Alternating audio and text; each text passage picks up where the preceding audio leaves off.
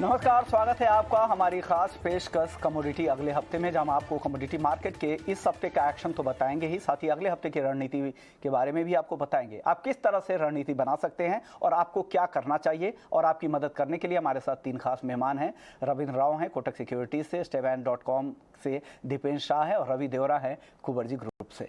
और साथ ही आपके सवालों के जवाब भी लेंगे। अगले हफ्ते आप कैसे तैयारी करें, क्या आपके सवाल है, तमाम सवालों के जवाब देंगे हमारे मेहमान हैं। अगर आपके पास कोई सवाल है तो आप हमें भेजें 9136934058 पर अपने सवाल हमें व्हाट्सएप कर सकते हैं।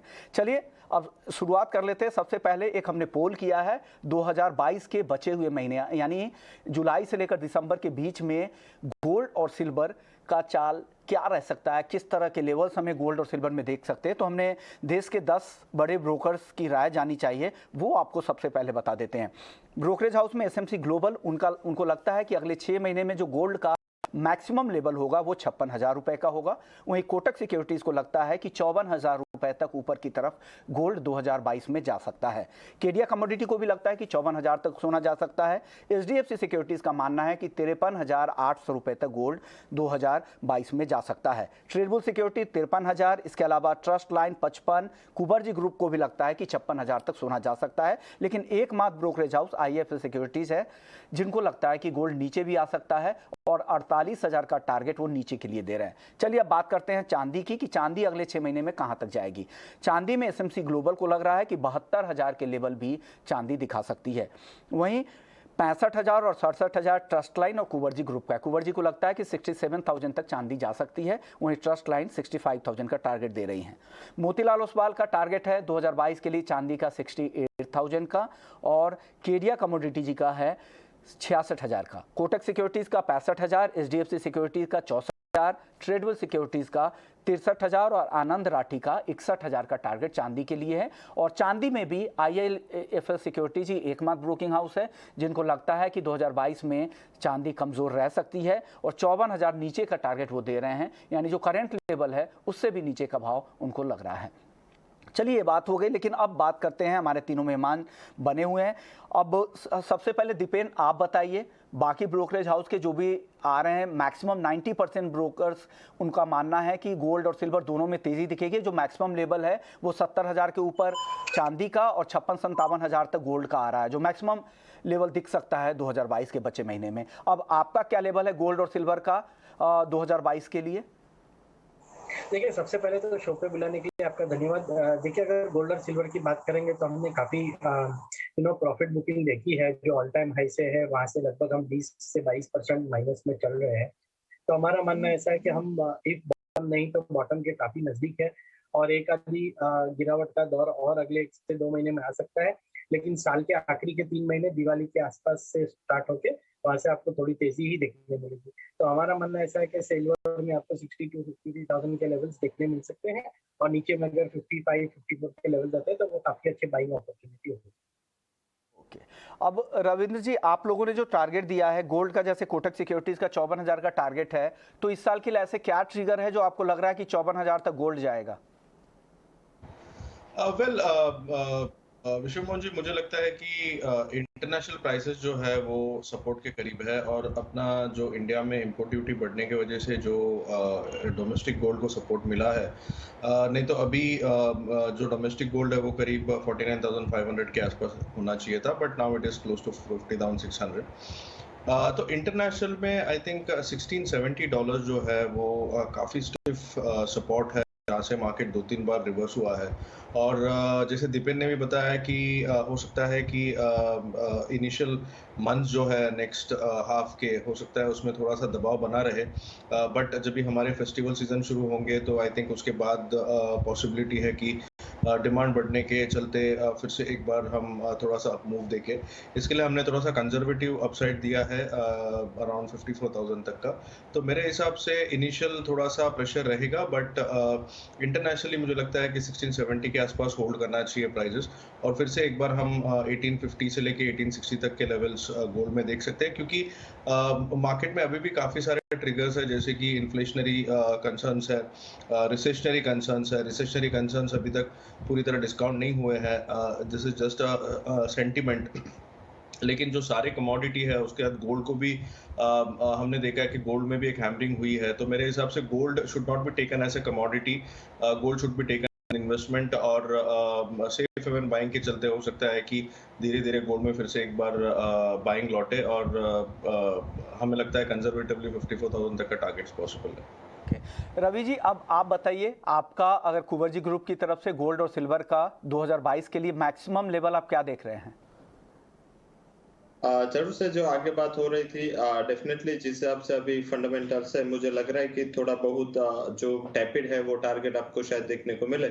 इसका बेसिक रीजन क्या है कि डॉलर इंडेक्स जो स्ट्रांग हो रहा है, तो शायद आपको इतना बहुत उछाल अभी दिख नहीं रहा। बट जिस हिसाब से प्राइसेस कंसोलिडेट कर रहे हैं, जिस हिसाब से अभी फंडामेंटल्स जो है वो डेवलप हो रहा है, तो मेरे हिसाब से एक आप थोड़ा बहुत कंजर्वेटिव अप्रोच रख के गोल्ड सिल्वर में चल सकते हैं। लेवल स्पेसिफिक बात करें तो लेवल स्पेसिफिक मुझे लग रहा है कि गोल्ड मींस के टिल दीपावली या थोड़े शॉर्ट टर्म दायरे की बात करें तो वहां पे मुझे लग रहा है कि ऑल ओवर 50,000 से लेके 51,400 500 तक देखने को मिल सकते हैं। बट FY22 की बात करें तो मुझे लग रहा है कि मैक्सिमम वहां पे 55-56,000 तक के अप्रोच होते हुए दिख सकते हैं।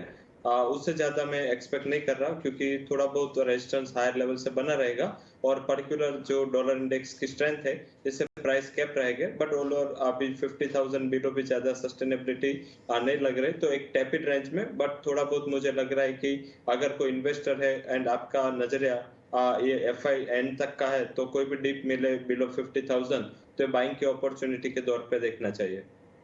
चलिए, गोल्ड और सिल्वर की बात हो गई 2022 के बचे हुए महीने के लिहाज से, लेकिन ये हफ्ता अगर कमोडिटी के लिए बात करें तो काफ़ी वॉलेटाइल रहा, खास करके मेटल, क्रूड और गोल्ड सिल्वर के हिसाब से अगर देखें तो गोल्ड सिल्वर के लिए एक तो ड्यूटी वाली खबर थी, दूसरी मेटल को लेकर तमाम ऐसे डेवलपमेंट हो रहे थे।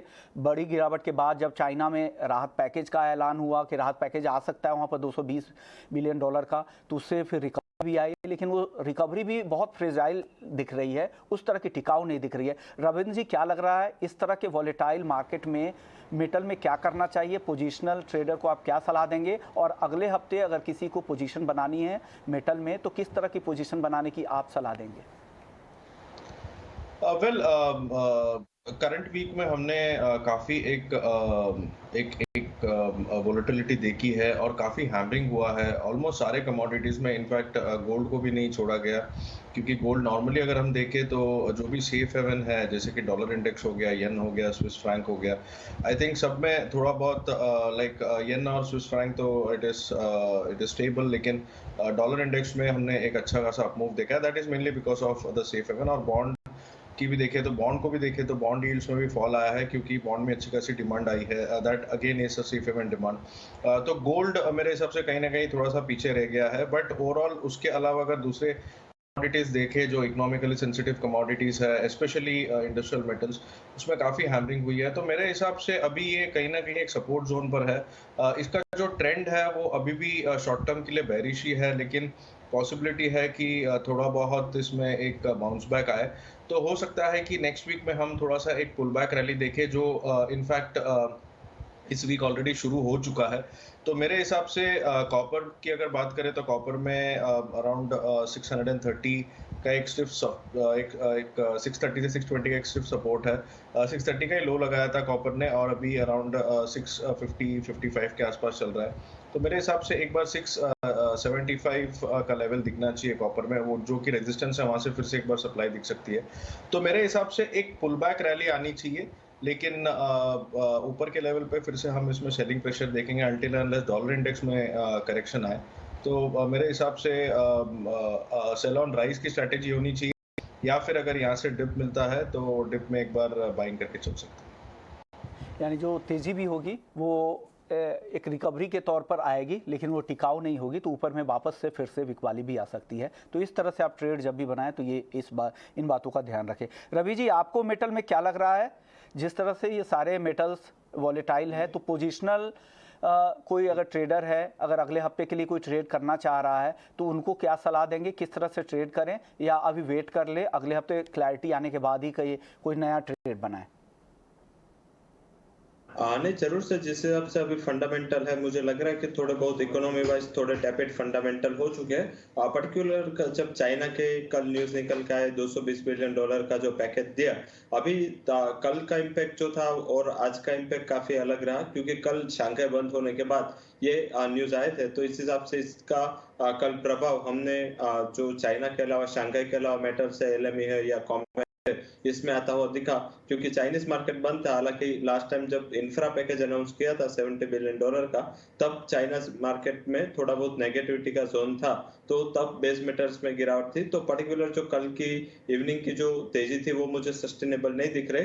एंड आज जैसे ही चाइनीज मार्केट सुबह ओपन हुए, एक टैपिड शंघाई में ओपन होने की वजह से सारे बेस मेटल्स में हायर लेवल से थोड़ा मुनाफा वसूली का प्रेशर रहा। तो डेफिनेटली हायर लेवल से सेल करना एक अच्छी स्ट्रेटेजी नेक्स्ट वीक के लिए रह सकते हैं। पर्टिकुलर मुझे जो वीकनेस ज्यादा दिखाई दे रही है वो जिंक में दिखाई दे रहे हैं। जिंक में 280 का एक अहम सपोर्ट ब्रेक हो चुका है, तो 280 के करीब एक बार आप वहां पे शॉर्ट का कॉल ले सकते हैं। 285 का stop loss and down side मुझे लग रहा है कि एक लिमिटेड डाउन साइड 270 तक के आपको जिंक में देखने को मिले। वही एल्यूमिनियम में भी देखें तो वहां भी इन्वेंट्रीज के लेवल थोड़े बहुत लोअर है, हालांकि थोड़ा रेंज बाउंड ट्रेंड रहेगा वहां पे 207 से लेकर 212 तक। बट कॉपर में भी मुझे जिस हिसाब से इन्वेंट्री के 3 महीने से जो रिकवरी है LME में, तो मुझे लग रहा है कि कॉपर सेल ऑन राइज रखना चाहिए। लेवल स्पेसिफिक 665 का लेवल अच्छा रेजिस्टेंस है, वो लेवल के करीब शॉर्ट करें। 675 का stop loss and down side मेरा मानना है कि 630-625 तक के लेवल आपको अगले वीक में देखने को मिल सकते हैं। तो अगर मेटल्स में ट्रेड लेना है तो सेल ऑन राइज का स्ट्रेटेजी जिंक एंड कॉपर में रखना चाहिए। दीपेन जी, आपके तरफ से क्या टॉप ट्रेड है अगले हफ्ते के लिए बेस मेटल्स में? देखिए, होता क्या है कि जब भी मार्केट्स में गिरावट आती है और लेवल जैसे आ जाते हैं जहाँ पे आप एक बाउंस बैक एक्सपेक्ट कर सकते हैं, इसका मतलब ये है कि आप नई मंदी नहीं कर सकते, तो आपको कोई हाइडिंग एरिया ढूंढनी पड़ती है जहाँ पे आपको बाउंस का फायदा उठा सकते हैं। तो हमारा मानना ऐसा है कि एल्यूमिनियम वो बहुत ही अच्छी कमोडिटी साबित हो सकती है, बिकॉज जब भी वो गिरती है तो कम गिरती है और आपको थोड़ा सेफ्टी का एस्पेक्ट भी देती है, बिकॉज उसकी वोलेटिलिटी काफी कम होती है। तो हमारा मानना ऐसा है कि अगले हफ्ते जो बाउंस बैक हम एक्सपेक्ट कर रहे हैं उसमें आप एल्यूमिनियम पे सकते हैं। थोड़े डिप्स आते हैं तो एल्यूमिनियम में बाइंग करके चले, ये एक ट्रेडिंग कॉल है, अपॉर्चुनिटी है अगले हफ्ते के लिए। और ऊपर में आपको 212, 213 या 216 के टारगेट अगर आते हैं वोलेटिलिटी में, तो आपको वहां पे प्रॉफिट बुक करके एग्जिट कर लेना है। तो एल्युमिनियम उनकी टॉपिक है अगले हफ्ते के लिए। चलिए अब बात कर लेते हैं क्रूड की। क्रूड के लिए भी काफ़ी वॉलेटाइल मार्केट रहा। $100 के नीचे भी ब्रेंट क्रूड कई हफ्तों के बाद आया, हालांकि वापस से उसमें फिर रिकवरी भी दिखी, लेकिन अगर हफ्ते भर की बात करें तो 6 से 7% कमज़ोर भी हुआ है कच्चा तेल। अब रवि जी, आपको कच्चे तेल में यहाँ से क्या लग रहा है, अगले हफ्ते किस तरह के एक्शन की उम्मीद कर रहे हैं और किस तरफ होगा ये, आगे तेज़ी और बढ़ेगी या फिर वापस से $100 के नीचे आ सकता है ब्रेंट क्रूड का भाव? जरूर से जो कल की रिकवरी थी उसमें पर्टिकुलर जो ईरान के ऊपर जो एशियन क्रूड बेच रहे हैं ईरान, उसके ऊपर सैंक्शन की बात चली और इस हिसाब से फिर से ये कच्चे तेल में कल अच्छी रिकवरी थी। हालांकि ये जो यूएस प्रेसिडेंट है उसकी जो गल्फ विजिट है उसके पहले का एक जेस्चर था। उसके अलावा बात करें तो जो सेकंड बड़ा रीजन था कि ऑलरेडी अभी जो कंट्री से जो ईरान से इंपोर्ट कर रहे हैं उसमें सबसे ज्यादा वेटेज चाइना का है और चाइना को ईरान के अलावा कोई ज्यादा डिस्काउंट पे ग्लोबली क्रूड मिल नहीं रहा था। तो अभी ईरान की सप्लाई ऑलरेडी वो रशिया से ले रहा है, रशिया से ऑलरेडी उन्होंने अपने सप्लाई चेन को रिस्टोर कर दिया है। तो मुझे नहीं लग रहा है कि कोई बड़ा सस्टेनेबल ये अपसाइड होगा। हायर लेवल से थोड़ा बिग वाली का जो रुख है वो नेक्स्ट वीक के लिए रखना चाहिए। लेवल स्पेसिफिक अगर 8250 तक के लेवल्स देखने को मिले MCX पे तो वो एक सेलिंग का अपॉर्चुनिटी रहेगा। मेरे हिसाब से एक लिमिटेड डाउन साइड आपको 7900 तक देखने को मिल सकते हैं। स्टॉप लॉस आप 8340 का लगाए तो मुझे लग रहा है कि ये रैली सस्टेनेबल नहीं रहेगी। हालांकि मैं बहुत बड़ी डाउन साइड पे एक्सपेक्ट नहीं कर रहा हूँ, तो एक tepid range but yes sell on rise का स्ट्रेटेजी नेक्स्ट वीक के लिए रखना चाहिए। सेल ऑन राइज की स्ट्रेटजी के साथ आप काम कर सकते हैं क्रूड में। रविंद्र सहमत है, आपको भी लग रहा है कि इस स्ट्रेटजी के साथ पैसा बन सकता है अगले हफ्ते क्रूड में? जी हाँ, हमें भी लगता है कि एक बार 8300 8400 के आसपास आता है तो वहां से एक बार फिर से सेलिंग आ सकती है, क्योंकि क्रूड में दोनों साइड के फैक्टर्स है। जो हमने जो करंट वीक में हमने जो फॉल देखा था क्रूड में, उसके लिए कोई मेजर कोई ट्रिगर नहीं था। सिर्फ इसीलिए कि सारे कमोडिटीज में हमने सेलिंग देखी थी और क्रूड एक सबसे बेस्ट परफॉर्मिंग कमोडिटी रहा है इस साल का, अब तक का। तो उस वजह से एक प्रॉफिट बुकिंग आई है। तो मेरे हिसाब से कोई मेजर ट्रिगर नहीं था। और अगर क्रूड का ओवरऑल फंडामेंटल्स देखें तो आई थिंक अभी भी रशिया यूक्रेन का जो टेंशन्स है वो अभी भी बैकग्राउंड में है। वो कभी भी एस्केलेट हुआ तो क्रूड को फिर से एक बार सपोर्ट मिल सकता है लोअर लेवल्स पे। बट और जो कल का जो ईरान का जो डेवलपमेंट हुआ है उसकी वजह से भी एक पुश मिला है क्रूड को। लेकिन मेरे हिसाब से 8300 8400 के आसपास बहुत फिजल आउट हो जाएगा और हो सकता है कि वहां से एक बार सेलिंग आए। और हमें भी लगता है कि एक ब्रॉड रेंज रहेगा। हमें भी कोई मेजर मंदी नहीं लगती है क्रूड में। डाउन साइड नाइमेक्स में अराउंड $92-94 हो सकता है और अपसाइड कैप अराउंड $106-107 का हो सकता है। तो मेरे हिसाब से ये रेंज लेके चलना चाहिए और अगर ये रेंज निकल जाता है तो फिर उस साइड में डायरेक्शन आ सकता है। But as of now I think थोड़ा बहुत और अपसाइड आ सकता है टुवर्ड्स 8300 8400। वहाँ पे शॉर्ट करने की बेटर स्ट्रैटेजी होगी नेक्स्ट वीक के लिए। और 8600 के ऊपर स्टॉप लॉस मेंटेन कर सकते हैं। और डाउन साइड मुझे लगता है फिर से एक बार 8000 से लेकर 7800 तक के लेवल दिख सकते हैं। ओके, चलिए अब कुछ सवाल जवाब भी ले लेते हैं। कई दर्शकों के सवाल आ चुके हैं। नरेश कुमार हैं चेन्नई से, उनका सवाल है सोने चांदी में और गिरावट आएगी यहाँ से या फिर रिकवरी दिखेगी? दीपेन जी, आपको क्या लग रहा है, यहाँ से रिकवरी दिख रही है क्या गोल्ड और सिल्वर में? देखिए, नेक्स्ट वीक की बात करें तो डेफिनेटली थोड़ी रिकवरी लग रही है। बेटर अपॉर्चुनिटी ये होगा कि अगर आज के इवनिंग सेशन में थोड़ी और डिप्स आती है तो वहां पे बाइंग करके चले। ऑन द हायर साइड आपको एक 700-800 पॉइंट्स का अपसाइड सिल्वर में और गोल्ड में 300-400 पॉइंट्स का पोटेंशियल अपसाइड अगले हफ्ते के लिए देखने मिल सकता है। आपका व्यू चांदी को लेकर रविंद्र जी क्या है, क्या लग रहा है अगले हफ्ते के लिए चांदी में?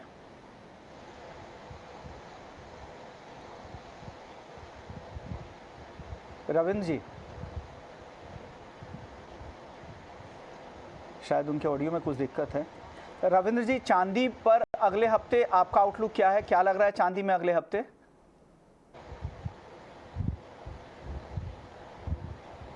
शायद उनके ऑडियो में कुछ दिक्कत है। लेकिन एक सवाल, एक किशन है नासिक से, उनका सवाल चांदी पर ही है। उन्होंने लॉन्ग पोजीशन बना रखी है 59,150 रुपये ऊपर के लेवल पे फंसे हुए हैं। रवि जी, आप क्या सलाह देंगे इनको? 59,150 पे इनकी लॉन्ग पोजीशन है चांदी में, क्या करना चाहिए? हफ्ते इनका लेवल आएगा क्या? मुझे लग रहा है कि वो लेवल थोड़ा बहुत मुश्किल है। बट यस, अगर लेवल आपको 57,800 से 58,000 तक देखने को मिले तो एक अच्छा आपको अपॉर्चुनिटी रहेगा। तो मेरे हिसाब से सेल ऑन राइज का स्ट्रेटेजी रखे, आपके कोर्स तक वेट ना करें। अगर 58,000 तक के level as a part of short covering देखने को मिले तो एक बेटर अपॉर्चुनिटी होगी, क्योंकि ऑल ओवर ट्रेंड है वो वीक है। पर शायद इतनी बड़ी गिरावट के बाद थोड़ा बहुत शॉर्ट कवरिंग आ सकता है, तो वो शॉर्ट कवरिंग के लिए वेट करें। डाउन साइड आप स्टॉप लॉस लगा सकते हैं 56,400 का। अगर क्लोजिंग बेसिस पे सपोर्ट निकल जाए तो भी आपको एक्सिट कर लेना है। चलिए अगले दर्शक का सवाल ले लेते हैं। धर्मेंद्र हैं राजस्थान से, इनका सवाल है नेचुरल गैस पर 400 रुपए की 400 के स्ट्राइक प्राइस का पुट इन्होंने खरीद रखा है। दीपेन जी, क्या करना चाहिए इनको? नेचुरल गैस 400 के स्ट्राइक की पुट खरीद रखी है, क्या लग रहा है नीचे भाव अब आएगा? 500 के आसपास है। देखिए, बहुत ही डिफिकल्ट लग रहा है, मैं फिर भी इनकी सराहना करूंगा कि इन्होंने फ्यूचर्स एंड ऑप्शंस में ट्रेड किया है। बिकॉज देखिए, यही होता है कि अगर समझे कि आप एकदम ही विपरीत डायरेक्शन में हो जाए और एक्सट्रीमली आउट ऑफ मनी हो जाए तो आपका लॉस सिर्फ जो आपने प्रीमियम भरा है उसी तक सीमित रहता है, ना कि अनलिमिटेड लॉस हो जाता है। मेरा मानना ऐसा है कि ये शायद आपकी एक्सपायरी जीरो तक मतलब आपका प्रीमियम जीरो पे ही होगा। बिकॉज अभी तो कोई ऐसी 400 के नीचे प्राइसेस जाते हुए नहीं दिख रहे हैं। लेकिन फिर भी मैं इनको एनकरेज करूंगा कि अगर ये ऐसे ही कोई यूनिडायरेक्शनल ट्रेड लेते हैं और deep out of the money लेते हैं तो इनको ऑप्शंस को ही ट्राई करना चाहिए, खास करके क्रूड और नेचुरल गैस में, जिसके ऑप्शंस अभी काफी लिक्विड हो गए हैं एमसीए। चलिए अब अगले दर्शक है दिनेश कुमार हैं जयपुर से। नेचुरल गैस 4 लॉट लॉन्ग कर रखा है 524 रुपए पर और क्रूड 3 लॉट 8700 रुपए पे लॉन्ग कर रखा है। रवि जी, क्या सलाह देंगे इनको? नेचुरल गैस 4 लॉट 524 रुपए पर लॉन्ग है, क्रूड 3 लॉट 8700 रुपए पर लॉन्ग है, क्या करें अगले हफ्ते? जैसे आगे दीपेन ने बताया, बेसिकली अगर क्रूड एंड नेचुरल गैस कोई भी एनर्जी पैक में काम करते हो तो आप जरूर से ऑप्शन का ट्राई करें, क्योंकि एक सेफ ऑप्शन होगा एंड आपका रिस्क रिवॉर्ड वहां पे नॉन लीनियर होगा। तो इससे आपको क्या होगा कि लिमिटेड रिस्क के साथ आप बड़ी एक अपॉर्चुनिटी को प्ले कर सकते हैं। बट इतनी बड़ी कोस्ट में मुझे नहीं लग रहा कि जल्दी से आपका क्रूड में लेवल आएगा, क्योंकि क्रूड में वैसे देखें तो ट्रेंड बेरिश है, बट कुछ भी उछाल देखने को मिले 8,280 8,300 के करीब। तो मुझे लग रहा है कि वहां पे एक बार आप सेल में कन्वर्ट कर ले अपनी पोजीशन। मुझे ज्यादा तेजी नहीं दिख रही, शायद आपका कोस्ट आने में थोड़ा टाइम लगेगा, तो बेटर है कि वहां पे आप एग्जिट करके, अगर आपको फिर भी लॉन्ग में रहना है तो वहां पे आप शायद कॉल बाय कर सकते हैं एंड आपकी पोजीशन होल्ड कर सकते हैं। नेचुरल गैस में मेरा आउटलुक लग रहा है कि वहां पे एक बार 510 का बड़ा रेजिस्टेंस है, अगर रेजिस्टेंस के करीब आता है तो वहां पे एग्जिट हो जाए, आपके कोस्ट तक वेट ना करें। दोनों में मुझे लग रहा है कि थोड़ा बहुत रैली या शॉर्ट कवरिंग होगा, आज इवनिंग हो या नेक्स्ट वीक हो, but yes all over trend bearish होने की वजह से आपको सेल ऑन राइज का स्ट्रेटेजी रखना है। 510 के करीब नेचुरल गैस में भी एग्जिट कर लेना है। अगले दर्शक हैं मनीषा हैं पलवल से, नेचुरल गैस और कॉपर पर राय जानना चाह रहे हैं। रविंद्र जी, नेचुरल गैस और कॉपर पर क्या सलाह देंगे? ये ट्रेडर हैं। अगर नेचुरल गैस में मेरे हिसाब से एक अच्छा लाइक पोजिशनली एक अच्छा ट्रेंड लाइन पे सपोर्ट लिया है प्राइसेस ने, और एक मॉर्निंग स्टार पैटर्न बनाया है। तो मेरे हिसाब से अगर ये आज अगर ये इस वीक में अगर 485 के ऊपर अगर क्लोजिंग आ जाता है तो मेरे हिसाब से मॉर्निंग स्टार कंफर्मेशन हो जाएगा, और पॉसिबिलिटी है कि 540 तक के लेवल हम इसमें देख सकते हैं। तो मेरे हिसाब से बाई में रह सकते हैं नेचुरल गैस में नेक्स्ट वीक के लिए। और कॉपर की अगर बात करें तो कॉपर में मेरे हिसाब से दो साइड के ट्रेड ले सकते हैं। अगर पहले 670 675 आता है तो एक बार बेच के चल सकते हैं, क्योंकि वो एक रेजिस्टेंस है। ऑन द फ्लिप साइड अगर ये 645 के आसपास पहले आता है तो एक बार बाई करके चल सकते हैं 630 के सपोर्ट के साथ। तो मेरे हिसाब से एक दायरा रहेगा 630 से 675 का, अगर वो ब्रीच होता है तो हमें एक डायरेक्शन मिलेगा, अदरवाइज आई थिंक दोनों साइड के ट्रेड ले सकते हैं कॉपर। ओके, चलिए अगले दर्शक क्रूड पर हैं, ओम प्रकाश जी हैं भिलाई से। इनका सवाल है, क्रूड इन्होंने 8,050 रुपए पर शॉर्ट कर रखा है, क्या करे दीपेन जी? क्या लग रहा है 8,050 पे शॉर्ट पोजीशन है इनकी? देखिए, मार्केट में क्रूड की रेंज इतनी बड़ी हो गई है कि आप ये समझ के चलिए कि अगर आप तेजी कर रहे हैं तो भी आप प्रॉफिट कर सकते हैं, और अगर आप मंदी कर रहे हैं तो भी आप प्रॉफिट कर सकते हैं, बिकॉज मूव्स इतने ज्यादा आ रहे हैं 300-400 पॉइंट्स के कि 1 से 2 ट्रेडिंग सेशंस में आप 100 to 150 पॉइंट्स का तेजी आप कर सकते हैं। अभी थोड़ा ट्रेजेक्टरी कल के अनाउंसमेंट्स के बाद थोड़ी पॉजिटिव की तरफ है, तो अगर आप शॉर्ट करके चल रहे हैं तो ऊपर में स्टिक स्टॉप लॉस लगाइए।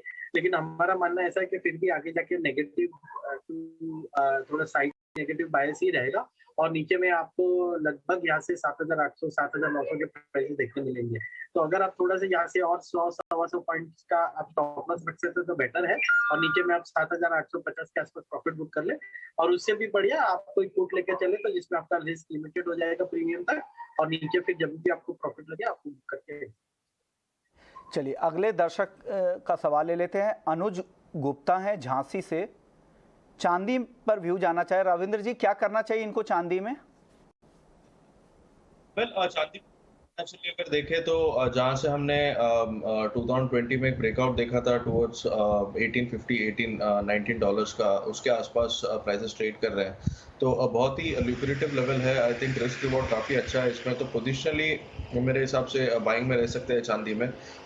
यहाँ से जो सपोर्ट है, जो नेक्स्ट पे सपोर्ट है वो अराउंड $16.50 का है। तो अगर MCX की बात करें तो MCX में मेरे हिसाब से 55,000 के आसपास अगर प्राइस आता है तो I think it's a good level to enter. फिर से हमें लगता है कि एक बार 59-60 डाउन तक चांदी में आ सकता है। तो मेरे हिसाब से पोजिशनली ट्रेड करना चाहिए, क्योंकि हाई बीटा कमोडिटी है, काफ़ी वोलेटाइल रहता है डे ट्रेडिंग में। तो मेरे हिसाब से अच्छा पोजिशन लेवल है, बाई करके चलिए नियर टू 55-56,000, और ऊपर में 60,000 तक का टारगेट ले सकते हैं। तो ये भी हुए चांदी को लेकर। चलिए, तो इस खास पेशकश को यहीं समेटने का वक्त आ गया। शुक्रिया रविंद्र जी आपका, रवि जी आपका, और दीपेन आपका। आप लोगों ने वक्त निकाला और दर्शकों के सवालों के जवाब भी दिए, और अगले हफ्ते किस तरह से ट्रेड करना है, किस तरह की पोजीशन बनानी है, ये राय भी हमारे दर्शकों के साथ शेयर की। तो अगले इस खास पेशकश में फिलहाल इतना ही, लेकिन आप बने रहिए हमारे साथ, क्योंकि यहाँ खबरों का सिलसिला चलता रहेगा।